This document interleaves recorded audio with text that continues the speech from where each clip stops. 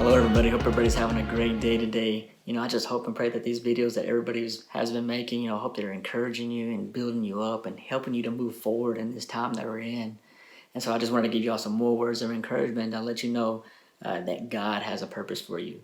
Even though you feel like, he may not right now at this time that we're in, he still has a purpose for you and he's still moving in you. At this time of stillness, God is still moving. This is where he does his greatest work. And so I just wanted to encourage you with that. And so I wanted to read a little bit briefly on the story of David.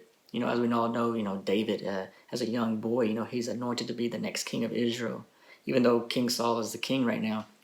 And so later on, as David gets older, he eventually slays Goliath.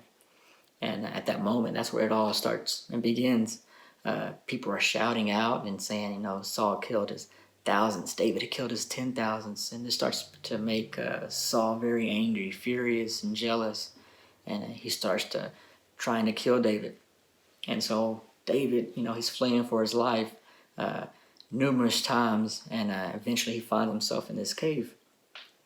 And so I wanted to read from 1 Samuel chapter 22. It's the first two sentences. So it goes like this. It says, "So David left Gath and escaped to the cave of Adullam." Okay, the cave of Adullam. Adullam means safety, a refuge, a place of protection. And so David's in this cave, hiding from Saul, just hiding for his life.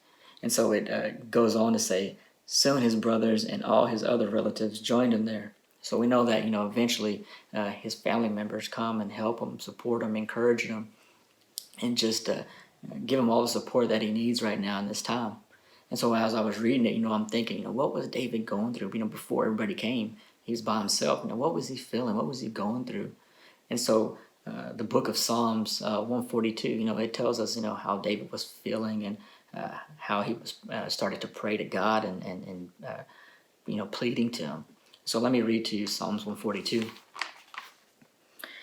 It says, "I cry out to the Lord. I plead for the Lord's mercy.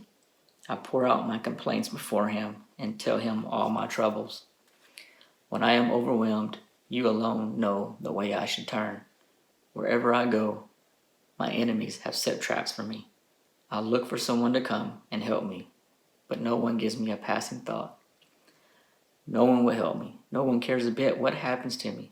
Then I pray to you, O Lord. I say, you are my place of refuge. You are all I really want in life. Hear my cry, for I am very low. Rescue me from my persecutors, for they are too strong for me. Bring me out of prison so I can thank you. The godly will crowd around me, for you are good to me." And so David is just, he's pleading to the Lord, he's overwhelmed and, he's telling him, nobody cares about him. And so he starts praying to God and he's like telling him, God, you are my refuge. You will bring me out of this prison I'm in right now. And then he goes on to say, the godly will crowd around me, for you are good to me. And that's what we're doing right now as a body. We're encouraging one another right now in this time. And so we're trying to build each other up in this time of isolation. But as you continue with the story of David, he's in this cave. But it's not only is it's a cave of isolation, it's a cave of transformation. Later on, David becomes king of Israel. And so just like you and me, we're in this cave of isolation. Not only is it the cave of isolation, it's a cave of transformation. I believe that once we're out of this, that we're going to be doing great things. I believe out of this moment, there's going to be great, awesome things coming out of this. And I think birthing of pastors will come out of the birthing of missionaries and just the followers and people just going out and spreading the word of Jesus everywhere. I believe this is going to encourage. This is a time it's going to be encouraging others, to go out, to be the light to others. And so I just hope this encourages someone and just to let them know, God still has a purpose for you. He's still moving. He's still going to use you, even though this time, he used David in this time of his weakness, and he's going to use you. And so I just pray that this encourages you, and I hope to see everyone soon, and God bless y'all.